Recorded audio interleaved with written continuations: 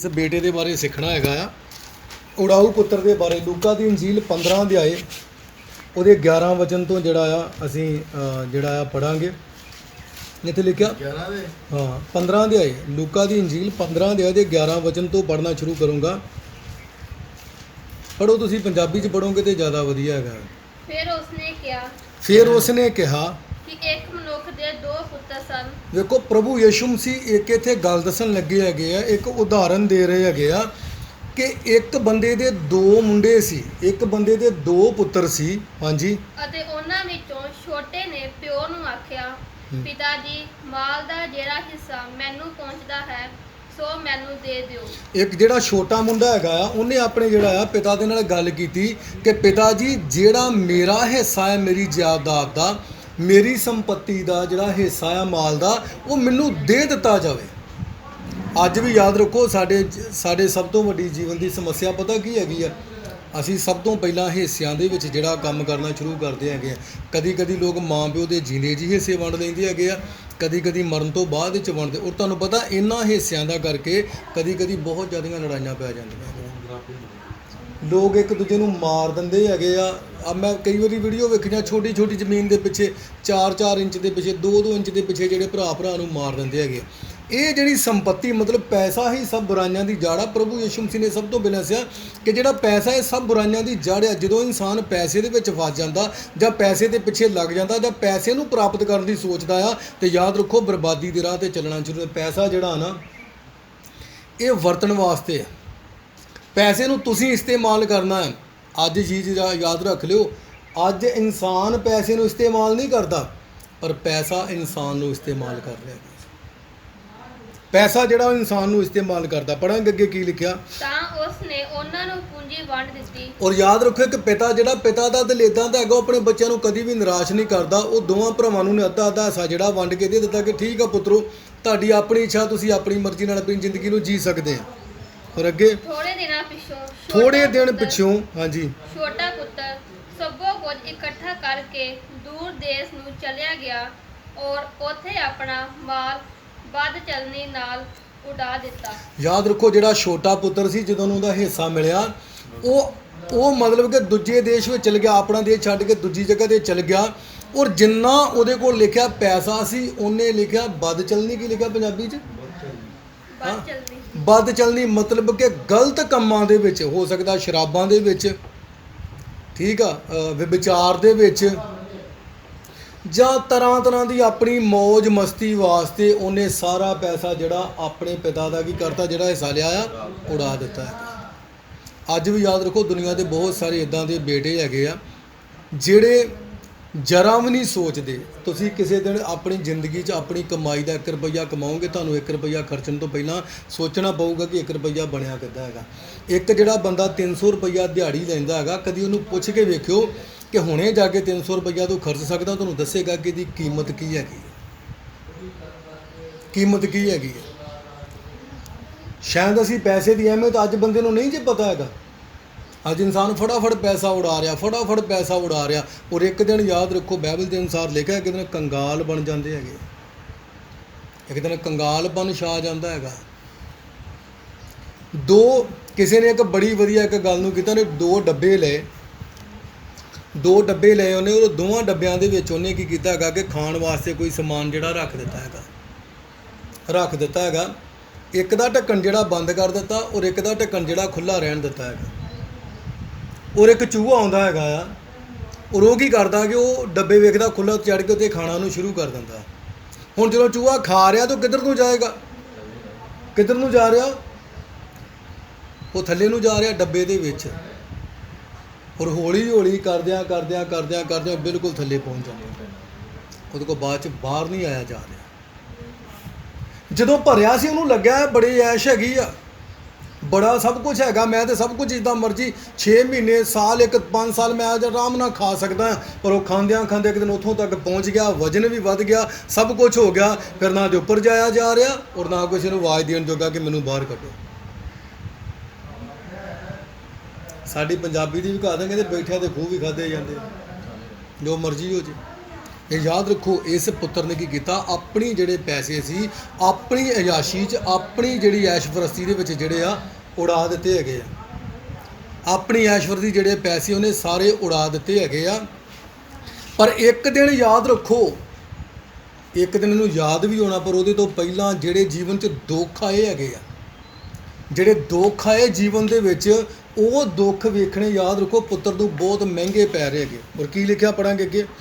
ਜਾਂ ਉਹ ਸਭ ਖਰਚ ਕਰ ਚੁੱਕਿਆ ਤਾਂ ਉਸ ਦੇਸ਼ ਵਿੱਚ ਵੱਡਾ ਕਾਲ ਪੈ ਗਿਆ ਅਤੇ ਉਹ ਮੁਹਤਾਜ ਹੋਣ ਲੱਗਾ। ਉਹ ਮੁਹਤਾਜ ਹੋ ਗਿਆ, ਮਤਲਬ ਪੈਸੇ ਦਾ ਮੁਹਤਾਜ ਹੋ ਗਿਆ। ਜਦੋਂ ਉਹਨੇ ਆਪਣਾ ਸਾਰਾ ਪੈਸਾ ਉਡਾ ਦਿੱਤਾ, ਸਾਰਾ ਪੈਸਾ ਜਦੋਂ ਉਡਾਤਾ ਤਾਂ ਉਸ ਦੇਸ਼ ਦੇ ਵਿੱਚ ਲਿਖਿਆ ਅਕਾਲ ਪੈ ਗਿਆ, ਅਕਾਲ ਪੈ ਗਿਆ। ਔਰ ਉਹ ਪੈਸੇ ਨੂੰ ਤਰਸਣ ਲੱਗਾ। ਅੱਜ ਤੁਹਾਡੇ ਸਭ ਲਈ ਇੱਕ ਸਬਕ ਹੈਗਾ ਆ ਕਿ ਜੇ ਤੁਹਾਡੇ ਕੋਲ ਹੈਗਾ ਤਾਂ ਉਹਨੂੰ ਸਾਂਭ ਕੇ ਰੱਖੋ। ਇਹ ਯਾਦ ਰੱਖੋ, ਤੁਸੀਂ ਕੁਝ ਵੀ ਖਰੀਦਣ ਜਾਓ, ਦੁਕਾਨ ਵਾਲਾ ਕਦੀ ਮਨਾ ਨਹੀਂ ਕਰੇਗਾ ਮਨਾ ਕਦੀ ਨਹੀਂ ਕਰੇਗਾ। ਤੁਸੀਂ ਕਿਤੇ ਵੀ ਪੈਸਾ ਆਪਣਾ ਦੇ ਦਿਓ, ਤੁਹਾਨੂੰ ਕੋਈ ਮਨਾ ਨਹੀਂ ਕਰੇਗਾ। ਅੱਜ ਤੁਸੀਂ 1 ਲੱਖ ਰੁਪਈਆ ਖਰਚੋਗੇ, ਤੁਹਾਨੂੰ ਬਹੁਤ ਵਧੀਆ ਲੱਗੇਗਾ। ਰੰਗ ਬਰੰਗੀਆਂ ਚੀਜ਼ਾਂ 'ਚ ਰਹਿਣਾ, ਜਾ ਕੇ ਐਸ਼ਪਰਸਤੀ ਕਰਨੀ, ਇਹ ਸਿਰਫ ਉਦੋਂ ਤੱਕ ਹੈ ਜਦੋਂ ਤੱਕ ਜੇਬ 'ਚ ਪੈਸੇ ਆ। ਤੁਸੀਂ ਇੱਕ ਹੋਟਲ 'ਚ ਜਾਓ, ਤੁਸੀਂ 1 ਮਹੀਨਾ ਉੱਥੇ ਰਹੋ, ਔਰ ਤੁਸੀਂ ਉਸ ਹੋਟਲ 'ਚ ਮੰਨ ਲਓ 10 ਲੱਖ ਰੁਪਈਆ ਖਰਚਾ ਕਰਦਾ, 20 ਲੱਖ ਖਰਚਾ ਕਰ ਦਿੱਤਾ। ਜਦੋਂ 1 ਮਹੀਨਾ ਖਤਮ ਹੋ ਗਿਆ, ਹੋਟਲ ਵਾਲੇ ਪਤਾ ਕੀ ਕਹਿਣਗੇ, 1 ਦਿਨ ਰਹਿਣ ਦੇਣਗੇ ਤੁਹਾਨੂੰ ਵੱਧ, ਕਹਿਣਗੇ ਤੁਸੀਂ 1 ਦਿਨ ਵੱਧ ਰਹੋ। 1 ਦਿਨ ਨਹੀਂ, ਉਹ ਤੁਹਾਨੂੰ ਕਹਿਣਗੇ ਭਾਜੀ ਤੁਹਾਡਾ ਟਾਈਮ ਖਤਮ ਹੋ ਗਿਆ, ਉੱਠ ਕੇ ਬਾਹਰ ਚੱਲ ਜਾਓ। ਪੈਸੇ ਦੀ ਅਹਿਮੀਅਤ ਇੱਥੋਂ ਪਤਾ ਲੱਗਦਾ ਕਿ ਵਾਕਿਆ ਇਹ ਯਾਦ ਰੱਖੋ, ਸਾਨੂੰ ਇਹ ਸਮਝਣਾ ਪੈਣਾ ਹੈਗਾ। ਜਦੋਂ ਸਾਰਾ ਕੁਝ ਖਰਚ ਹੋ ਗਿਆ ਤੇ ਲਿਖਿਆ ਕੰਗਾਲ ਹੋ ਗਿਆ, ਫਿਰ ਜੇਬ ਦੇ 'ਚ 1 ਪੈਸਾ ਨਹੀਂ ਹੈਗਾ। ਪੈਸੇ ਦੀ ਕਦਰ ਕਰਨੀ ਜਿਹੜੀ ਆ ਬੜੀ ਜ਼ਰੂਰੀ ਆ, ਚਾਹੇ ਸੰਪਤੀ ਤੁਹਾਡੇ ਪਿਤਾ ਦੀ ਆ, ਚਾਹੇ ਤੁਹਾਡੀ ਮਾਤਾ ਦੀ ਆ, ਤੇ ਚਾਹੇ ਤੁਸੀਂ ਖੁਦ ਕਮਾਈ ਹੋਈ ਆ। ਇਹਦੀ ਕਦਰ ਕਰਨੀ ਚਾਹੀਦੀ ਹੈਗੀ। ਹਾਂਜੀ, ਔਰ ਅੱਗੇ ਕੀ ਲਿਖਿਆ, ਤਾਂ ਉਹ ਉਸ ਦੇਸ਼ ਦੇ ਕਿਸੇ ਰਹਿਣ ਵਾਲੇ ਦੇ ਕੋਲ ਜਾ ਰਿਹਾ ਅਤੇ ਉਸ ਨੇ ਉਹਨੂੰ ਆਪਣੇ ਖੇਤਾਂ ਵਿੱਚ ਸੂਰਾਂ ਦੇ ਚਾਰਨ ਲਈ ਘੱਲਿਆ। ਯਾਦ ਰੱਖੋ, ਜਦੋਂ ਬੰਦੇ ਦੇ ਕੋਲ ਸਾਰਾ ਕੁਝ ਮੁੱਕ ਗਿਆ ਤੇ ਉਹ ਕੰਮ ਲੱਭਦਾ ਗਿਆ ਬੜੀ ਜਗ੍ਹਾ ਤੇ, ਕੰਮ ਲੱਭਦਾ ਗਿਆ, ਪਰ ਕਿਤੇ ਕੰਮ ਨਹੀਂ, ਕੋਈ ਅਕਾਲ ਪੈ ਗਿਆ, ਹੁਣ ਕੰਮ ਵੀ ਨਹੀਂ ਹੈਗਾ। ਔਰ ਇੱਕ ਬੰਦੇ ਦੇ ਘਰ ਗਿਆ ਜਿਹਦਾ ਸੂਰਾਂ ਦਾ ਕੰਮ ਹੈਗਾ, ਤਾਂ ਉਹ ਕਹਿੰਦਾ ਸੂਰ ਚਾਰਨ ਵਾਸਤੇ ਮੈਨੂੰ ਰੱਖ ਲਾ। ਹੁਣ ਉਹ ਬੰਦਾ ਅੱਗੇ ਕੀ ਕਹਿ ਰਿਹਾ, ਇਸ ਨੂੰ ਵੇਖਾਂਗੇ ਕੀ ਲਿਖਿਆ। ਔਰ ਉਹ ਉਹਨਾਂ ਛਿਲਨਾਂ ਨਾਲ ਜਿਹੜੇ ਸੂਰ ਖਾਂਦੇ ਸਨ ਆਪਣਾ ਢਿੱਡ ਭਰਨਾ ਚਾਹੁੰਦਾ ਸੀ, ਪਰ ਕਿੰਨੇ ਉਹਨੂੰ ਕੁਝ ਨਾ ਦਿੱਤਾ। ਯਾਦ ਰੱਖੋ, ਜਿਹੜੇ ਬੰਦੇ ਦੇ ਘਰ ਸੂਰ ਚਾਰਨ ਵਾਸਤੇ ਗਿਆ ਆ, ਉਸ ਬੰਦੇ ਨੇ ਸਾਫ਼ ਕਹਿ ਦਿੱਤਾ ਕਿ ਜਿਹੜੀਆਂ ਫਲੀਆਂ ਜਿਹੜੀਆਂ ਸੂਰ ਖਾਣ ਦੇ ਤੂੰ ਉਹ ਖਾ ਸਕਦਾ, ਮੈਂ ਤੈਨੂੰ ਕੁਝ ਵੀ ਨਹੀਂ ਦੇ ਸਕਦਾ, 1 ਰੋਟੀ ਵੀ ਨਹੀਂ ਦੇ ਸਕਦਾ। ਹੁਣ ਸੋਚਣ ਵਾਲੀ ਗੱਲ ਹੈਗੀ ਆ। ਮੈਂ ਤੁਹਾਨੂੰ ਇੱਕ ਗੱਲ ਜਿਹੜੀ ਦੱਸਣਾ ਚਾਹੁੰਦਾ ਹੈਗਾ ਆ, ਜਦੋਂ ਇਸ ਬੰਦੇ ਦੇ ਕੋਲ ਪੈਸੇ ਸੀ, ਇਹਦੇ ਦੋਸਤ ਹੋਣਗੇ, ਕਿੰਨੇ ਹੋਣਗੇ, ਬਹੁਤ ਸਾਰੇ ਦੋਸਤ ਹੈਗੇ। ਬਹੁਤ ਲੋਕ ਫਟਾਫਟ ਪਤਾ ਹੈਗਾ ਕਿ ਇਹਦੇ ਕੋਲ ਪੈਸੇ ਆ, ਫਟਾਫਟ ਉਹਦੇ ਨਾਲ ਬੈਠਣਗੇ, 1 ਫੋਨ ਕਰੂਗਾ, 10 ਆਣਗੇ, ਇਕੱਠੇ ਹੋ ਜਾਣਗੇ, ਉਹਦੇ ਕੋਲ ਪੈਸੇ ਹੈਗੇ। ਪਰ ਜਿਵੇਂ ਹੀ ਪੈਸਾ ਖਤਮ ਹੋ ਗਿਆ, ਕਿਸੇ ਇੱਕ ਵੀ ਦੋਸਤ ਨੇ ਨਹੀਂ ਕਿਹਾ ਕਿ ਆ ਜਾ ਤੂੰ ਮੇਰੇ ਘਰ ਆਣ ਕੇ ਰੋਟੀ ਖਾ ਲੈ। ਤੁਹਾਨੂੰ ਕੀ ਲੱਗਦਾ ਗਿਆ ਨਹੀਂ ਹੋਊਗਾ? ਇਹ ਆਪਣੇ ਸਭ ਦੋਸਤਾਂ ਦੇ ਕੋਲ ਗਿਆ ਹੋਊਗਾ, ਦਰਵਾਜ਼ਾ ਖੜਕਾਇਆ ਹੋਊਗਾ ਕਿ ਭਰਾ ਮੇਰੇ ਕੋਲ ਅੱਜ ਪੈਸੇ ਖਤਮ ਹੋ ਗਏ ਆ, ਅੱਜ ਮੈਂ ਵੀ ਤੇਰੇ ਨਾਲ ਰਹਿਣਾ ਚਾਹੁੰਦਾ, ਮੈਂ ਤੁਹਾਨੂੰ 1 ਸਾਲ ਤੱਕ ਖਵਾਇਆ, 2 ਸਾਲ ਖਵਾਇਆ, 3 ਸਾਲ ਆਪਾਂ ਇਕੱਠੇ ਰਹੇ ਆ। ਪਰ ਉਹਨਾਂ ਨੇ ਦਰਵਾਜ਼ਾ ਤੱਕ ਨਹੀਂ ਖੋਲ੍ਹਿਆ, ਉਹਨਾਂ ਨੇ ਪੁੱਛਿਆ ਤੱਕ ਨਹੀਂ ਉਹਨੂੰ। ਫਿਰ ਉਹ ਜਦੋਂ ਸਾਰਾ ਕੁਝ ਇਹਦੇ ਤੇ ਬੀਤ ਗਿਆ ਆ, ਹੁਣ ਉਸ ਤੋਂ ਬਾਅਦ 'ਚ ਉਹ ਸੂਰਾਂ ਦੀਆਂ ਫਲੀਆਂ ਖਾਣ ਲਈ ਮਜਬੂਰ ਹੋ ਗਿਆ। ਸੂਰਾਂ ਦਾ ਖਾਣਾ ਪਿਆ। ਔਰ ਜਿੱਥੇ ਸੂਰਾਂ ਨੂੰ ਰੱਖਦੇ ਨਾ, ਤੁਸੀਂ ਕਿਤੇ ਜਾ ਕੇ ਵੇਖਿਓ ਕਿੱਦਾਂ ਦੀ ਉੱਥੋਂ ਖੁਸ਼ਬੂ ਆਉਂਦੀ ਆ, ਉੱਥੋਂ ਕੀ ਆਉਂਦੀ ਆ, ਉੱਥੋਂ ਬਦਬੂ ਆਉਂਦੀ ਹੈਗੀ ਆ। ਮੈਂ ਖੁਸ਼ਬੂ ਕਿਹਾ, ਤੁਸੀਂ ਫੜਾ ਕੇ ਬੜਾ ਹਾਂ ਵਧੀਆ ਲੱਗਦੀ ਹੈਗੀ ਆ, ਇੱਦਾਂ ਮਾੜੀ ਨਹੀਂ, ਉੱਥੇ ਬਦਬੂ ਆਉਂਦੀ ਹੈਗੀ ਆ। ਖੁਸ਼ਬੂ ਤੇ ਪਹਿਲਾਂ ਸੀ, ਪਰ ਹੁਣ ਤੇ ਬਦਬੂ ਵਾਲੀ ਜਗ੍ਹਾ ਤੇ ਰਹਿਣਾ ਪੈ ਰਿਹਾ। ਹੁਣ ਤੇ ਉਹ ਸੂਰਾਂ ਦੇ ਵਿੱਚ, ਮੈਨੂੰ ਪਤਾ, ਮੈਂ ਸੂਰਾਂ ਇੱਕ ਵਾਰੀ ਗਿਆ ਕਿਸੇ ਦੇ ਘਰ ਦੇ ਵਿੱਚ, ਸੂਰ ਰੱਖੇ ਸੀ, ਪ੍ਰੇਅਰ ਵਾਸਤੇ ਗਏ ਸੀ, ਔਰ ਉੱਥੇ ਇੱਦਾਂ ਮੈਨੂੰ ਲੱਗਦਾ ਸੀ ਕਿ ਸ਼ਾਇਦ ਬਹੁਤ ਜ਼ਿਆਦੀਆਂ ਉਲਟੀਆਂ ਹੋ ਜਾਣਗੀਆਂ, ਔਰ ਮੈਨੂੰ ਇੱਦਾਂ ਲੱਗਦਾ ਨੱਕ ਮੇਰਾ ਬੰਦ ਹੋ ਜਾਊਗਾ, ਸ਼ਾਇਦ ਚਕਰਾ ਕੇ ਮੈਂ ਡਿੱਗ ਸਕਦਾ। ਇੰਨਾ ਜ਼ਿਆਦਾ ਉੱਥੇ ਸਮੈਲ ਆ ਰਹੀ ਸੀ, ਇੰਨਾ ਜ਼ਿਆਦਾ ਗੰਦਗੀ ਮੈਨੂੰ ਲੱਗ ਰਹੀ ਸੀ। ਔਰ ਜਦੋਂ ਮੈਂ ਇਸ ਕਹਾਣੀ ਨੂੰ ਪੜ੍ਹਦਾ, ਔਰ ਮੈਂ ਸੋਚਦਾ ਕਿ ਜਦੋਂ ਇਹ ਬੰਦਾ ਸੂਰਾਂ ਦੇ ਵਿੱਚ ਜਾ ਕੇ ਬੈਠਾ ਹੋਊਗਾ, ਔਰ ਬਹੁਤ ਸਾਰੇ ਸੂਰ ਜਿਹੜੇ ਉਹ ਰਾਤ ਨੂੰ ਆਵਾਜ਼ਾਂ ਕਰਦੇ ਹੋਣਗੇ, ਬਦਬੂ ਆਉਂਦੀ ਹੋਊਗੀ, ਉੱਥੇ ਹੀ ਉਹ ਸੌਂ ਰਿਹਾ ਹੈਗਾ। ਔਰ ਜਿਹੜਾ ਖਾਣਾ, ਔਰ ਸੂਰ ਕਿੱਦਾਂ ਦਾ ਖਾਣਾ ਖਾਂਦੇ ਪਤਾ, ਉਹ ਗੰਦਗੀ ਦੇ ਵਿੱਚ ਵੀ ਮੂੰਹ ਮਾਰਦੇ, ਉਹਨਾਂ ਦੇ ਗਾੜੀ ਸੁੱਟਿਆ, ਉਹਦੇ 'ਚ ਚੁੱਕ ਕੇ ਵੀ ਖਾ ਰਿਹਾ ਹੈਗਾ। ਵਾਪਸ ਮੁੜਨਾ ਬੜਾ ਜ਼ਿਆਦਾ ਜ਼ਰੂਰੀ ਹੈਗਾ ਆ। ਜਿੰਨਾ ਚਿਰ ਤੱਕ ਯਾਦ ਰੱਖੋ ਪੈਸਾ ਸੀ, ਸਾਰੇ ਇਹਦੇ ਨਾਲ ਸੀ, ਸਭ ਇਹਦੇ ਨਾਲ ਸੀ, ਸਭ ਇਹਨੂੰ ਜਿਹੜਾ ਆਦਰ ਮਾਣ ਦੇ ਰਹੇ ਸੀ, ਪਿਆਰ ਕਰ ਰਹੇ ਸੀ, ਸਭ ਕੁਝ ਕਰ ਰਹੇ ਸੀ। ਪਰ ਜਿਵੇਂ ਪੈਸਾ ਖਤਮ ਹੋ ਗਿਆ, ਕਿਸੇ ਨੇ ਵੀ ਨਹੀਂ ਪੁੱਛਿਆ। ਇਹ ਪੈਸਾ ਯਾਦ ਰੱਖੋ ਇਦਾਂ ਦਾ ਇੱਕ ਸਾਧਨ ਆ ਜ਼ਿੰਦਗੀ ਦਾ, ਇਦਾਂ ਦੀ ਇੱਕ ਚੀਜ਼ ਹੈਗੀ ਆ ਕਿ ਜੇ ਤੁਹਾਡੇ ਕੋਲ ਹੈਗਾ ਤੇ ਸਾਰੇ ਤੁਹਾਡੇ ਨਾਲ ਪ੍ਰੇਮ ਕਰਦੇ, ਜੇ ਤੁਹਾਡੇ ਕੋਲ ਨਹੀਂ ਹੈਗਾ ਤੇ ਫਿਰ ਤੁਹਾਨੂੰ ਕੋਈ ਨਹੀਂ ਪੁੱਛਦਾ। ਪਰ ਪ੍ਰਭੂ ਯਿਸੂ ਮਸੀਹ ਜਿਹੜੇ ਹੈਗੇ ਤੁਹਾਨੂੰ ਪੁੱਛਦੇ ਉਦੋਂ ਜਦੋਂ ਤੁਹਾਡੇ ਕੋਲ ਕੁਝ ਹੈ ਨਹੀਂ ਹੈ। ਉਦੋਂ ਤੋਂ ਬਾਅਦ ਤੁਹਾਡੀਆਂ ਜੇਬਾਂ ਭਰ ਦਿੰਦੇ ਆ, ਉਹ ਤੋਂ ਬਾਅਦ ਤੁਹਾਡਾ ਘਰ ਭਰ ਦਿੰਦੇ, ਤੁਹਾਡਾ ਜੀਵਨ ਭਰ ਦਿੰਦੇ ਆ। ਅਸੀਂ ਉਸ ਪਰਮੇਸ਼ਵਰ ਦੇ ਕਹਿਣੇ ਨੂੰ ਮੰਨੀਏ ਜਿਹੜਾ ਸਾਡੇ ਕੋਲ ਨਹੀਂ ਹੈਗਾ ਉਦੋਂ ਪੁੱਛਦਾ। ਤੁਸੀਂ ਦੁਨੀਆ 'ਚ ਕਿਤੇ ਵੀ ਜਾਓ, ਤੁਹਾਡੇ ਕੋਲ ਪੈਸੇ ਹੈਗੇ ਤੇ ਲੋਕ ਤੁਹਾਨੂੰ ਅੰਦਰ ਆਉਣ ਦਿੰਦੇ ਆ। ਇੱਦਾਂ ਕਹਿੰਦੇ ਬਾਹਰੇ ਰਹਿ, ਤੂੰ ਤੇ 5 ਰੁਪਈਏ ਨਹੀਂ ਸੁੱਟੇ ਇੱਥੇ ਕਿਤੇ, ਤੂੰ ਤੇ 10 ਰੁਪਈਏ ਨਹੀਂ ਕਿਤੇ ਮੱਥਾ ਟੇਕ ਸਕਿਆ। ਲੋਕ ਬੇਇੱਜ਼ਤੀ ਕਰ ਦਿੰਦੇ ਹੈਗੇ। ਪਰ ਪ੍ਰਭੂ ਯਿਸੂ ਮਸੀਹ ਦੇ ਜਦੋਂ ਸਾਹਮਣੇ ਤੁਸੀਂ ਜਾਂਦੇ ਹੈਗੇ ਨਾ, ਇਸ ਵਚਨ ਦੇ ਦੁਆਰਾ ਕੀ ਲਿਖਿਆ, ਪਰ ਅੱਗੇ ਪੜਾਂਗੇ ਕੀ ਲਿਖਿਆ। ਉਸ ਬੰਦੇ ਨੂੰ ਸੂਰਾਂ ਦੀਆਂ ਫਲੀਆਂ ਖਾਣੀਆਂ ਪਈਆਂ, ਔਰ ਜਦੋਂ ਫਲੀਆਂ ਖਾਧੀਆਂ ਫਿਰ ਵੇਖੋ ਦਿਮਾਗ ਟਿਕਾਣੇ ਤੇ ਆਇਆ। ਕੀ ਲਿਖਿਆ, ਪਰ ਉਹਨੇ ਸੂਰਤ ਵਿੱਚ ਆਣ ਕੇ ਕਿਹਾ, ਉਹ ਜਦੋਂ ਆਪਣੀ ਸੁਰਤ 'ਚ ਆਇਆ, ਆਪਣੇ ਆਪ ਇਹਦੇ ਵਿੱਚ ਆਇਆ, ਕੋਈ ਮੇਰੇ ਪਿਓ ਦੇ ਕਿੰਨੇ ਹੀ ਕਾਮਿਆਂ ਲਈ ਵਾਫਰ ਰੋਟੀਆਂ ਹਨ। ਉਹ ਕਹਿੰਦਾ ਜਿਹੜੇ ਮੇਰੇ ਘਰ 'ਚ ਮੇਰੇ ਪਿਤਾ ਦੇ ਮਜ਼ਦੂਰ ਆ, ਮੇਰੇ ਨਾਲੋਂ ਚੰਗੀ ਰੋਟੀ ਜੋ ਉਹ ਖਾਣ ਦੇ, ਉਹ ਵਧੀਆ ਖਾਣਾ ਖਾਣ ਦੇ, ਤੇ ਮੈਂ ਇੱਥੇ ਕੀ ਕਰਨ ਡਿਆ, ਸੂਰਾਂ ਦੀਆਂ ਫਲੀਆਂ ਖਾਣ ਡਿਆ। ਅੱਜ ਬਹੁਤ ਸਾਰੇ ਯਾਦ ਰੱਖੋ ਜੀਵਨ 'ਚ ਲੋਕ ਇਦਾਂ ਦੇ ਹੈਗੇ ਆ ਜਿਹੜੇ ਅੱਜ ਵੀ ਪਿਤਾ ਦਾ ਘਰ ਛੱਡ ਕੇ ਜਿਹੜੇ ਹੈਗੇ ਫਲੀਆਂ ਖਾਣ ਲਈ ਮਜਬੂਰ ਹੈਗੇ। ਪਿਤਾ ਦੇ ਘਰ 'ਚ ਵਧੀਆ ਭੋਜਨ ਹੈਗਾ, ਸਭ ਕੁਝ ਵਧੀਆ ਹੈਗਾ, ਪਰ ਉਹ ਸ਼ੈਤਾਨ ਕਹਿੰਦਾ ਕਿ ਤੂੰ ਇਹ ਨਾ ਖਾ, ਤੂੰ ਜਾ ਕੇ ਸੂਰਾਂ ਦੀਆਂ ਫਲੀਆਂ ਖਾ। ਸੂਰਾਂ ਦੀਆਂ ਫਲੀਆਂ ਨਾ ਖਾਈਏ, ਇਹਦੇ ਨੂੰ ਚੰਗਾ ਕਿ ਪਹਿਲਾਂ ਹੀ ਆਪਣਾ ਜੀਵਨ ਜਿਹੜਾ ਪਿਤਾ ਦੇ ਨਾਲ ਬਿਤਾਈਏ।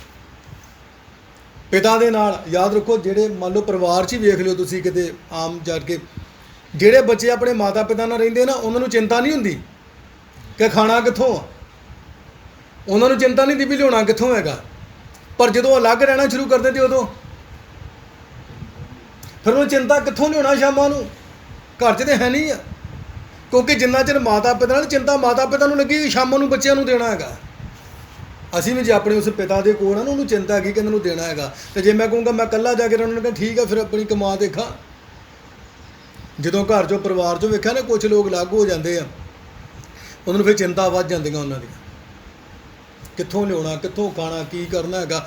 ਥੋੜ੍ਹੇ ਦਿਨ ਤੱਕ ਤੇ ਵੇਖੋ ਜਦੋਂ ਪੈਸੇ ਹੋਣ ਤੇ ਨੂਡਲ, ਬਰਗਰ, ਪੂੜੀਆਂ, ਪਤਾ ਨਹੀਂ ਕੀ ਮਨਚੂਰੀਅਨ ਤੇ ਪਤਾ ਨਹੀਂ ਕੀ ਖਾ ਸਕਦੇ, ਬਰਗਰ ਪੀਜੇ ਖਾ ਸਕਦੇ ਆ। ਪਰ ਜਿਵੇਂ ਪੈਸੇ ਖਤਮ ਹੋ ਗਏ ਤਾਂ ਉਦੋਂ ਕਿਸੇ ਨੇ ਰੋਟੀ ਵੀ ਨਹੀਂ ਪੁੱਛਣੀ। ਇਹ ਹਾਲ ਹੋ ਜਾਂਦਾ। ਯਾਦ ਰੱਖੋ ਸਾਰੇ ਸਾਥ ਛੱਡ, ਰਿਸ਼ਤੇਦਾਰ ਤੱਕ ਸਾਥ ਛੱਡ ਜਾਂਦੇ ਆ, ਪਰ ਜਿੰਨਾ ਚਿਰ ਤੁਹਾਡੇ ਕੋਲ ਸੰਪਤੀ ਉਹਨਾਂ ਚਿਰ ਸਭ ਤੁਹਾਨੂੰ ਪਿਆਰ ਕਰ ਸਕਦੇ ਆ। ਪਰ ਜਿਵੇਂ ਹੀ ਤੁਹਾਡੀ ਸੰਪਤੀ ਖਤਮ ਹੋ ਗਈ, ਫਿਰ ਕਿਸੇ ਨੂੰ ਤੁਹਾਡੇ ਨਾਲ ਕੋਈ ਵੀ ਪ੍ਰੇਮ ਨਹੀਂ। ਇਸ ਜਗ੍ਹਾ 'ਤੇ ਸਾਨੂੰ ਪਤਾ ਲੱਗਦਾ ਕਿ ਜਿਹੜਾ ਪੁੱਤਰ ਹੈਗਾ ਆ, ਇਹ ਪੁੱਤਰ ਨੂੰ ਕੀ ਕਰਨਾ ਚਾਹੀਦਾ ਸੀ, ਪਰ ਕੀਤਾ ਕਿ ਆਪਣਾ ਹਿੱਸਾ ਲੈ ਕੇ ਔਰ ਆਪਣੀ ਜ਼ਿੰਦਗੀ ਆਪਣੇ ਤਰੀਕੇ ਨਾਲ ਜੀਣ ਨਾਲੋਂ ਚੰਗਾ ਹੈਗਾ ਕਿ ਪਿਤਾ ਦੇ ਕੋਲ, ਪਿਤਾ ਜੀ ਤੁਸੀਂ ਦੱਸੋ ਮੈਨੂੰ ਰੋਜ਼ ਕਿੰਨੇ ਚਾਹੀਦੇ ਆ, ਮੈਂ ਉਸੇ ਤਰੀਕੇ ਨਾਲ ਹੀ ਖਰਚ ਕਰਨਾ ਚਾਹੁੰਦਾ। ਪਿਤਾ ਨੂੰ ਪਤਾ, ਮੈਨੂੰ ਪਤਾ ਮੇਰੇ ਪੁੱਤਰ ਨੂੰ ਕੀ ਚਾਹੀਦਾ ਹੈਗਾ।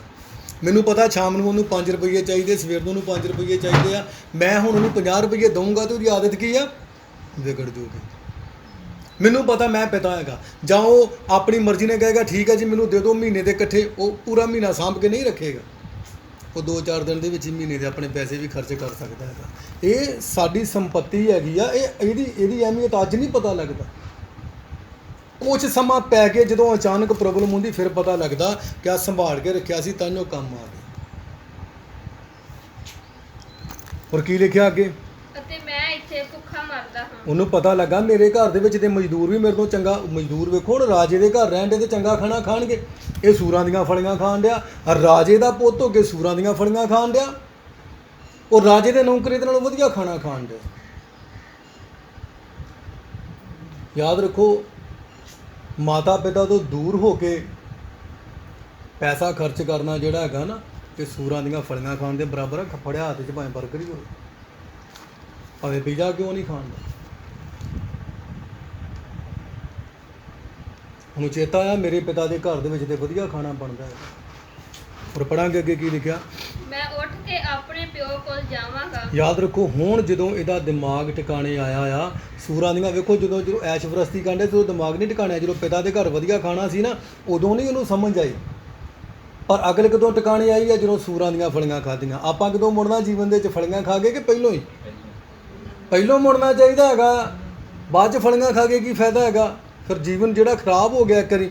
ਔਰ ਇਹਨੂੰ ਪਤਾ ਲੱਗਾ ਕਿ ਮੈਂ ਉੱਠ ਕੇ ਆਪਣੇ ਪਿਤਾ ਦੇ ਘਰ 'ਚ ਜਾਊਂਗਾ।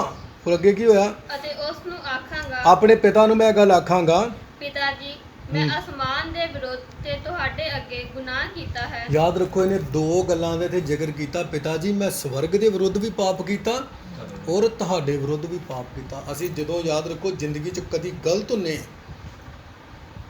ਤਾਂ ਅਸੀਂ ਸਵਰਗ ਦੇ ਵਿਰੁੱਧ ਵੀ ਪਾਪ ਕਰਦੇ ਔਰ ਪਰਮੇਸ਼ਵਰ ਦੇ ਵਿਰੁੱਧ ਵੀ ਪਾਪ ਕਰਦੇ।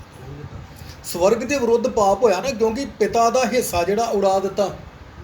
ਠੀਕ ਆ, ਸਵਰਗ ਦੇ ਵਿਰੁੱਧ ਪਾਪ ਹੋਇਆ ਕਿ ਅਸੀਂ ਪਰਮੇਸ਼ਵਰ ਨੂੰ ਸੂਰ ਜਿਹੜੇ ਬਿਲਕੁਲ ਪਸੰਦ ਨਹੀਂ ਹੈਗੇ। ਇਜ਼ਰਾਈਲ ਦੇ ਵਿੱਚ ਸੂਰ ਪਾਲਣਾ ਗੁਨਾਹ ਹੈਗਾ। ਸੂਰ ਗੰਦਗੀ ਵਾਸਤੇ ਆ। ਇਜ਼ਰਾਈਲ 'ਚ ਅੱਜ ਵੀ ਤੁਸੀਂ ਚਲ ਜਾਓ, ਸੂਰ ਨਹੀਂ ਪਾਲਦੇ ਉੱਥੇ ਲੋਕ। ਔਰ ਇਜ਼ਰਾਈਲ 'ਚ ਸੂਰ ਰੱਖਣਾ ਵੀ ਜਿਹੜਾ ਜੁਰਮਾਨਾ, ਤੁਸੀਂ ਸੂਰ ਰੱਖ ਹੀ ਨਹੀਂ ਸਕਦੇ ਉੱਥੇ। ਤੇ ਸੂਰਾਂ ਦੇ ਨਾਲ ਰਹਿਣ ਵਾਲਾ ਬੰਦਾ ਜਿਹੜਾ ਪਰਮੇਸ਼ਵਰ ਨੂੰ ਪਸੰਦ ਨਹੀਂ ਹੈ। ਜਿਹੜਾ ਗੰਦਗੀ 'ਚ ਰਹਿੰਦਾ, ਗੰਦੇ ਕੰਮ ਕਰਦਾ ਹੈਗਾ, ਉਹ ਪਰਮੇਸ਼ਵਰ ਨੂੰ ਪਸੰਦ ਨਹੀਂ ਹੈਗਾ। ਪਿਤਾ ਦੇ ਵਿਰੁੱਧ ਇਸ ਕਰਕੇ ਪਾਪ ਕੀਤਾ ਕਿ ਸੰਪत्ति ਲੈ ਕੇ ਉਡਾ ਦਿੱਤੀ ਹੈਗੀ ਹੈ। ਉਹ ਸਵਰਗ ਦੇ ਵਿਰੁੱਧ ਇਸ ਕਰਕੇ ਕਿ ਜਾ ਕੇ ਸੂਰਾਂ ਨਾਲ ਰਹਿਣ ਡਿਆ ਹੈਗਾ। ਅੱਜ ਵੇਖੋ, ਸਾਡੇ ਕਈ ਦੋਸਤ ਹੀ ਹੁੰਦੇ ਇਹੋ ਜਿਹੜੇ ਸੂਰਾਂ ਵਰਗੇ ਕੰਮ ਹੁੰਦੇ ਪਏ ਨੇ, ਉਹ ਤੂੰ ਤੇ ਸੂਰ ਹੀ ਆ। ਉਹ ਕਹਿੰਦੇ ਨਾ ਆਪਾਂ ਇਹਦਾ ਮਤਲਬ ਉਹਨਾਂ ਦੇ ਕੰਮ ਸੂਰਾਂ ਵਰਗੇ। ਬਿਲਕੁਲ ਹਰ ਚੀਜ਼ ਨੂੰ ਖਾਈ ਪੀ ਜਾਣਾ, ਹਰ ਚੀਜ਼ ਨੂੰ ਜੋ ਦਾ ਆ ਖਾਈਗਾ, ਕਹਿੰਦੇ ਨਾ ਤੂੰ ਸੂਰ ਹੀ ਆ। ਉਹ ਤੈਨੂੰ ਸਭ ਕੁਝ ਹਜਮ ਆ, ਜੋ ਗੰਦਗੀ ਮਿਲ ਗਈ ਉਹਨੇ ਖਾਈ ਜਾਣੀ ਹੈਗੀ। ਅਸੀਂ ਸਵਰਗ ਦੇ ਵਿਰੁੱਧ ਵੀ ਪਾਪ ਕਰਦੇ ਤੇ ਪਰਮੇਸ਼ਵਰ ਦੇ ਵਿਰੁੱਧ ਵੀ ਪਾਪ ਕਰਦੇ। ਪਰ ਅੱਗੇ ਕੀ ਲਿਖਿਆ? ਹੁਣ ਮੈਂ ਇਸ ਯੋਗ ਨਹੀਂ ਜੋ ਫਿਰ ਤੁਹਾਡਾ ਪੁੱਤਰ ਸਦਾਵਾਂ। ਮੈਨੂੰ ਆਪਣਿਆਂ ਕਾਮਿਆਂ ਵਿੱਚੋਂ ਇੱਕ ਜਿਹਾ ਰੱਖ ਲਓ। ਯਾਦ ਰੱਖੋ, ਇਸ ਬੰਦੇ ਨੇ ਬੜੀ ਵਧੀਆ ਗੱਲ ਕੀਤੀ। ਕਹਿੰਦਾ ਹੁਣ ਮੈਂ ਇਸ ਯੋਗ ਵੀ ਨਹੀਂ ਰਿਹਾ ਹੈਗਾ। ਜਦੋਂ ਵਾਪਸ ਮੁੜਿਆ ਨਾ, ਹਜੇ ਪਹੁੰਚਿਆ ਨਹੀਂ ਆ, ਪਰ ਇਹ ਮਨ 'ਚ ਸਲਾਹ ਕਰਨ ਡਿਆ, ਸੋਚਣ ਡਿਆ ਕਿ ਮੈਂ ਜਾ ਸਕਦਾ, ਮੈਨੂੰ ਜਾਣਾ ਚਾਹੀਦਾ ਹੈਗਾ। ਅੱਜ ਯਾਦ ਰੱਖੋ, ਜੀਵਨ ਦੇ 'ਚ ਤੁਸੀਂ ਆਪਣੇ ਅੱਜ ਵੀ ਮਨ 'ਚ ਜੇ ਪਛਤਾਵਾ ਕਰ ਰਹੇ ਹੈਗੇ ਨਾ ਕਿ ਵਾਕਿਆ ਮੈਨੂੰ ਆਪਣੇ ਆ ਕੰਮ ਜੀਵਨ ਦੇ ਛੱਡ ਦੇਣੇ ਚਾਹੀਦੇ ਹੈਗੇ ਆ, ਤੇ ਤੁਹਾਡਾ ਪਿਤਾ ਤੁਹਾਨੂੰ ਬੈਠਾ ਸਵਰਗ ਦੇ ਵਿੱਚ ਵੇਖ ਰਿਹਾ ਹੈਗਾ। ਇਹ ਇੱਥੇ ਆਪਣੇ ਮਨ 'ਚ ਸੋਚਦਾ, ਜੇ ਗੱਲ ਕਰ ਰਿਹਾ, ਵਿਚਾਰ ਕਰ ਰਿਹਾ ਹੈਗਾ ਕਿ ਮੈਂ ਉੱਠ ਕੇ ਵਾਪਸ ਜਾਊਂਗਾ ਔਰ ਮੈਂ ਕਹੂੰਗਾ, ਪਿਤਾ ਜੀ, ਮੈਂ ਤੁਹਾਡੇ ਵਿਰੁੱਧ ਸਵਰਗ ਦੇ ਵਿਰੁੱਧ ਪਾਪ ਕੀਤਾ ਆ। ਔਰ ਮੈਂ ਜਾ ਕੇ ਇਹ ਵੀ ਗੱਲ ਕਹੂੰਗਾ ਕਿ ਪਿਤਾ ਜੀ, ਮੈਂ ਹੁਣ ਇਸ ਯੋਗ ਨਹੀਂ ਆ ਕਿ ਤੁਹਾਡਾ ਪੁੱਤਰ ਹੀ ਬਣ ਜਾ। ਜੇ ਦੋ ਭਰਾ ਘਰ ਜਾ ਕੇ ਇੱਕ ਆਪਣਾ ਹਿੱਸਾ ਲੈ ਕੇ ਚੱਲ ਜੇ ਤਾਂ ਦੂਜਾ ਭਰਾ ਦਊ ਉਹਨੂੰ ਆਪਣਾ ਹਿੱਸਾ ਮੁੜ ਕੇ। ਸੰਸਾਰ 'ਚ ਮਾਂ ਪਿਓ ਕਹਿਣਗੇ ਕਿ ਹੁਣ ਸਾਡੇ ਹਿੱਸੇ ਜਾਣ ਕੇ ਰਹਿ। ਉਹ ਕਹਿੰਦੇ ਤੂੰ ਉਡਾ ਦਿੱਤਾ ਆਪਣੇ ਵੀ, ਅਸੀਂ ਹੁਣ ਕੀ ਕਰੀਏ ਤੇਰੇ ਵਾਸਤੇ? ਕਿਰਾਏ ਤੇ ਰਹਿ ਜਾ ਕੇ, ਕੁਛ ਵੀ ਕਰ। ਹੋ ਸਕਦਾ ਇੱਕ ਦਿਨ ਭਰਾ ਨੂੰ ਹਿੱਸਾ ਨਾ ਦੇਵੇ, ਪਰ ਮਾਂ ਪਿਓ ਜੀ ਜੀਂਦੇ ਨਾ, ਉਹਨਾਂ ਦਾ ਦਿਲ ਕਰੀ ਟੁੱਟ ਜਾਊਗਾ, ਚੱਲ ਕੋਈ ਨਹੀਂ, ਆ ਸਾਡਾ ਹੀ ਰੱਖ ਲਾ, ਤੂੰ ਘੱਟੋ ਘੱਟ ਰਹਿ ਲਾ ਇਹਦੇ ਵਿੱਚ, ਇੱਕੋ ਕਮਰਾ ਸਾਡੇ ਜੋਗਾ ਤੂੰ ਰੱਖ ਲਾ ਪੁੱਤ, ਤੂੰ ਨਾ ਕਿਤੇ ਭੇਜ ਜੀ ਬਾਹਰ। ਇਹ ਮਾਤਾ ਪਿਤਾ ਦਾ ਦਿਲ ਹੈਗਾ, ਪਰ ਇੱਥੇ ਪਿਤਾ ਦਾ ਦਿਲ ਦਿਖਾਇਆ ਕਿ ਪਿਤਾ ਦਾ ਦਿਲ ਕਿੱਦਾਂ ਦਾ ਹੈਗਾ। ਇਸ ਧਰਤੀ ਦੇ ਇਨਸਾਨ ਆਪਣੇ ਮਾਤਾ ਪਿਤਾ ਨੂੰ ਪੁੱਛੇ ਚਾਹੇ ਨਾ ਪੁੱਛੇ, ਪਰ ਯਾਦ ਰੱਖੋ, ਮਾਤਾ ਪਿਤਾ ਜਿਹੜੇ ਹੈਗੇ ਆ ਉਹ ਆਪਣੇ ਬੱਚਿਆਂ ਨੂੰ ਜ਼ਰੂਰ ਪੁੱਛਦੇ ਜੀ। ਤੁਸੀਂ ਵੇਖਿਆ ਹੋਊਗਾ ਆਮ ਕਰਕੇ, ਇੱਥੇ ਸਾਡੇ ਮਾਤਾ ਪਿਤਾ ਨੂੰ ਕੋਈ ਪੁੱਛਦਾ ਨਹੀਂ ਹੈਗਾ, ਪਰ ਮਾਤਾ ਪਿਤਾ ਜ਼ਰੂਰ ਪੁੱਛਦੇ ਸੀ। ਇਸ ਬੰਦੇ ਨੇ ਗੱਲ ਕਹੀ ਹੈਗੀ ਕਿ ਮੈਂ ਹੁਣ ਇਸ ਯੋਗ ਨਹੀਂ ਕਿ ਤੁਹਾਡਾ ਪੁੱਤਰ ਖਵਾਵਾਂ, ਬਸ ਕੀ ਕਰੋ, ਮੈਨੂੰ ਆਪਣਾ ਨੌਕਰ ਬਣਾ ਕੇ ਰੱਖ ਲਓ, ਨੌਕਰ ਬਣਾ ਕੇ ਰੱਖ ਲਓ। ਕੋਈ ਇਹੋ ਜਿਹਾ ਦੁਨੀਆ ਦੇ ਪਿਓ ਹੈਗਾ ਜਿਹੜਾ ਕਹੇ ਕਿ ਮੇਰਾ ਪੁੱਤਰ ਉਹਦੇ ਸਾਹਮਣੇ ਨੌਕਰ ਬਣ ਕੇ ਉਹਦੇ ਘਰ ਦੇ ਵਿੱਚ? ਕਦੀ ਨਹੀਂ। ਭਾਵੇਂ ਉਹ ਨਿਕੰਮੇ ਤੋਂ ਨਿਕੰਮਾ ਕਿਉਂ ਨਹੀਂ ਹੈਗਾ, ਹੋਊਗਾ ਨਾ ਪੁੱਤ ਕੋਈ ਗੱਲ ਨਹੀਂ, ਨਹੀਂ ਕੁਛ ਹੁੰਦਾ ਨਾ, ਬਸ ਬੁਰੇ ਕੰਮ ਛੱਡ ਦੇ, ਤੂੰ ਉੱਦਾਂ ਹੀ ਤੈਨੂੰ ਰੋਟੀ ਖਵਾ ਦੂੰਗਾ। ਮੈਂ ਇਹੋ ਜਿਹੇ ਮਾਂ ਪਿਓ ਨੂੰ ਵੇਖਿਆ ਆ ਜਿਹੜੇ ਬਿਲਕੁਲ ਬਜ਼ੁਰਗ ਹੋਏ, ਜਿਨ੍ਹਾਂ ਦੇ ਐਨਕਾਂ ਲੱਗੀਆਂ, ਐਨਕਾਂ ਬਿਲਕੁਲ ਕੰਮ ਜਵਾਬ ਦੇ ਗਈਆਂ, ਕੰਮ ਦੀਆਂ ਨਹੀਂ ਰਹੀਆਂ ਹੈਗੀਆਂ, ਉਹਨਾਂ ਕੋਲ ਸਹੀ ਕੱਪੜੇ ਵੀ ਨਹੀਂ ਹੈਗੇ। ਮੈਂ ਇੱਦਾਂ ਦੇ ਲੋਕਾਂ ਨੂੰ ਜਦੋਂ ਵੀ ਕਦੀ ਮਿਲਦਾ, ਚਾਹੇ ਰਕਸ਼ੇ 'ਤੇ, ਮੈਂ ਉਹਨਾਂ ਦੀ ਜ਼ਰੂਰ ਹੈਲਪ ਕਰਨਾ ਪਸੰਦ ਕਰਦਾ। ਮੈਂ ਪੁੱਛ ਲੈਣਾ ਕਿਸੇ ਵੇਲੇ, ਤੁਹਾਨੂੰ ਚਾਹੀਦਾ ਕੁਛ ਕਿ ਅਸੀਂ ਤੁਹਾਡੇ ਲਈ ਕਰ ਸਕਦੇ ਹਾਂ ਕੁਛ, ਜੋ ਕਹਿੰਦੇ, ਕਿਉਂਕਿ ਉਹਨਾਂ ਨੂੰ ਕਿਤੇ ਪੁੱਛ ਕੇ ਵੇਖੋ ਉਹਨਾਂ ਦੀ ਸਟੋਰੀ। ਜੇ ਖਰਚ ਕਰਨਾ ਤਾਂ ਇਹੋ ਜਿਹੇ ਲੋਕਾਂ ਵਾਸਤੇ ਕਰੋ, ਇੱਦਾਂ ਦੇ ਲੋਕਾਂ ਵਾਸਤੇ ਕਰੋ। ਤੁਹਾਨੂੰ ਪਤਾ ਲੱਗੂਗਾ ਰਕਸ਼ੇ ਵਾਲੇ ਦੇ, ਜਿਹੜਾ ਜਦੋਂ ਜਾਣੇ ਕੋਈ ਰੇਹੜੀ ਦੇ ਸਬਜ਼ੀ ਵੇਚਣ ਡਿਆ, ਆਪਾਂ ਨੂੰ ਲੱਗਦਾ ਨਾ ਕਦੀ ਕਦੀ ਕੁਝ ਲੋਕ ਇਹੋ ਜਿਹੇ ਨੂੰ ਪੁੱਛ ਕੇ ਵੇਖੋ ਕਿ ਉਹਨਾਂ ਦਾ ਜੀਵਨ ਕਿੱਦਾਂ,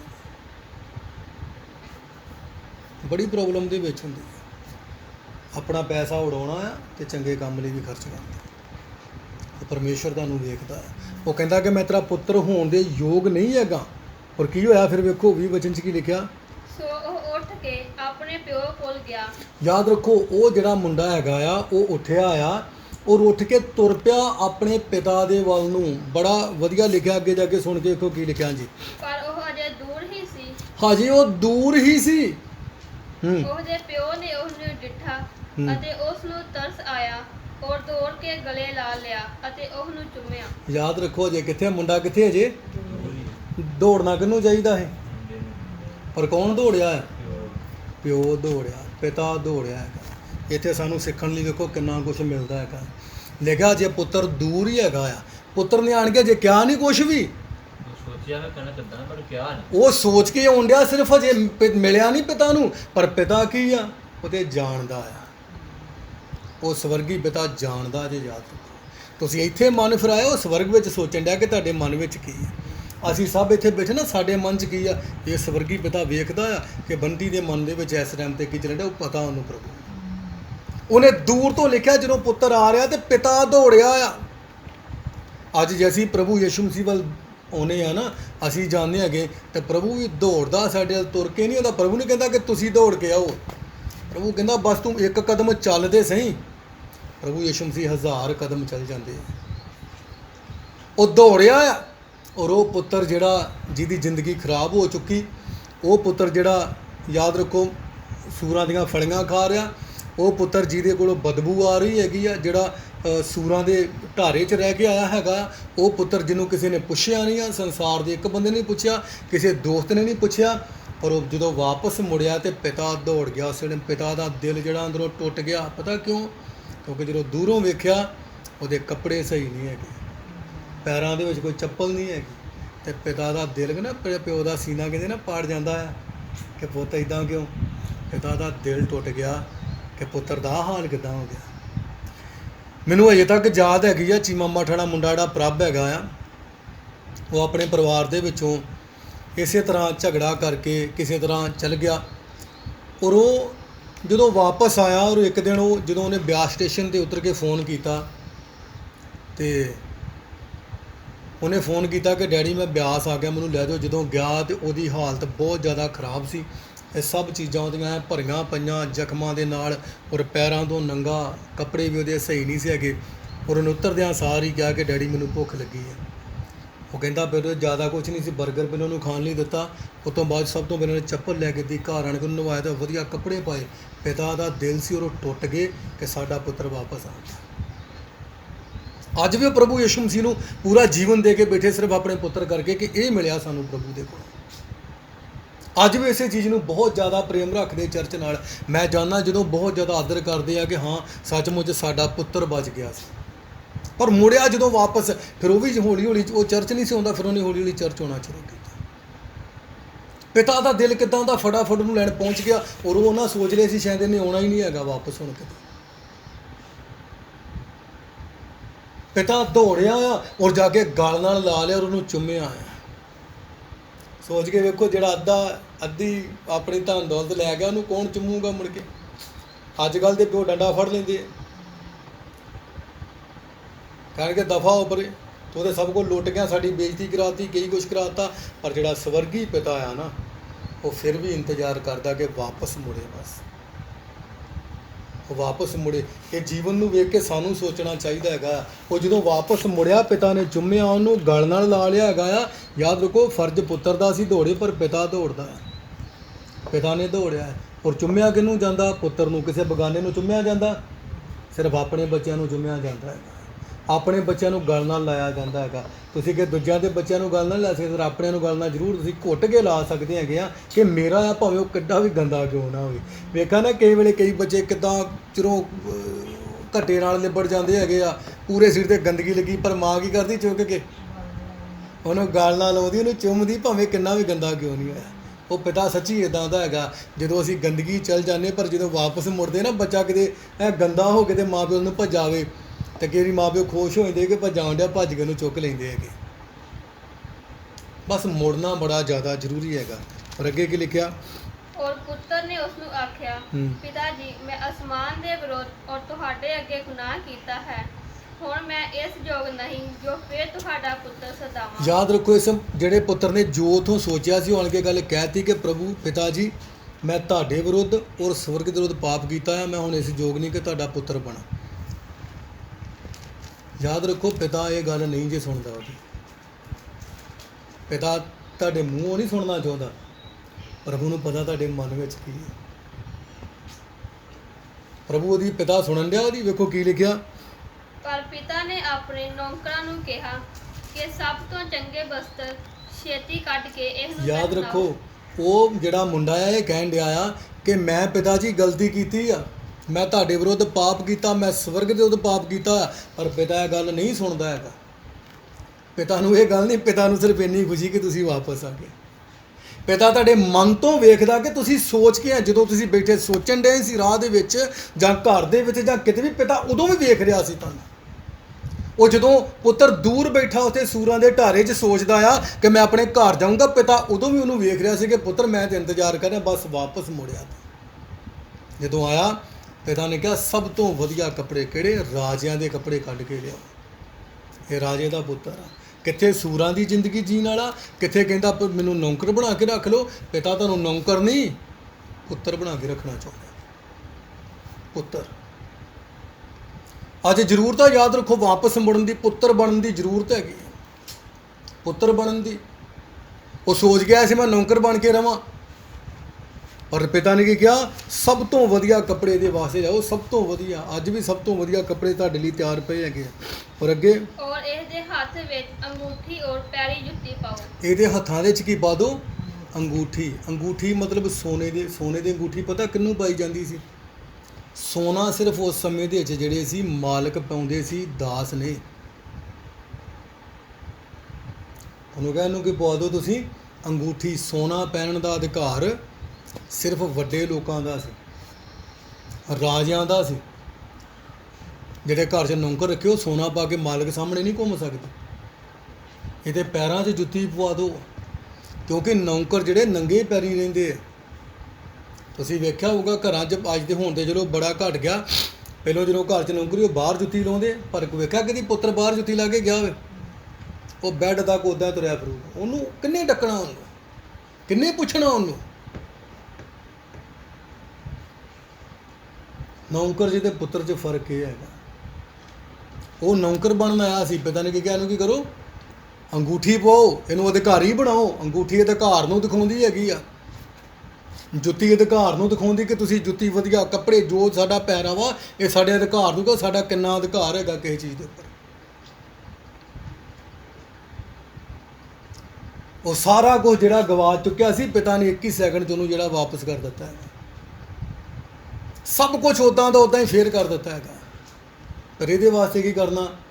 ਇਹਦੇ ਵਾਸਤੇ ਜਿਹੜਾ ਮੁੜਨਾ ਪੈਂਦਾ ਹੈ, ਪ੍ਰਭੂ ਦੇ ਵੱਲ ਮੁੜਨਾ ਪੈਂਦਾ ਹੈ। ਆਪਣਾ ਸਾਰਾ ਕੁਝ ਛੱਡ ਕੇ ਜਿਹੜਾ ਹੈਗਾ ਆ, ਸਾਨੂੰ ਫਿਰ ਉਸੇ ਰਾਹ 'ਤੇ ਆਉਣਾ ਚਾਹੀਦਾ ਹੈਗਾ ਜਿਹੜਾ ਰਾਹ ਅਸੀਂ ਛੱਡ ਕੇ ਸ਼ਾਇਦ ਉਸ ਪਿਤਾ ਤੋਂ ਦੂਰ ਹੈਗੇ। ਆਈ ਆਪਣੀਆਂ ਅੱਖਾਂ ਨੂੰ ਅਸੀਂ ਬੰਦ ਰੱਖਾਂਗੇ ਔਰ ਅਸੀਂ ਪ੍ਰਭੂ ਦੇ ਸਾਹਮਣੇ ਜਿਹੜਾ ਆਪਣੇ ਆਪ ਨੂੰ ਰੱਖਾਂਗੇ ਕਿ ਪਰਮੇਸ਼ਰ, ਜੇ ਤੁਸੀਂ ਚਾਹੋ ਤਾਂ ਤੁਸੀਂ ਸਾਡੇ ਜੀਵਨ ਨੂੰ ਬਦਲ ਸਕਦੇ ਆ। ਇਹ ਜੀਵਨ ਅਸੀਂ ਤੁਹਾਡੇ ਹੱਥਾਂ 'ਚ ਦੇ ਦਿੰਦੇ ਹਾਂ। हम ब्रदर आशीष के साथ प्रार्थना करेंगे। हालेलुया। सामर्थ्य परमेश्वर पिता,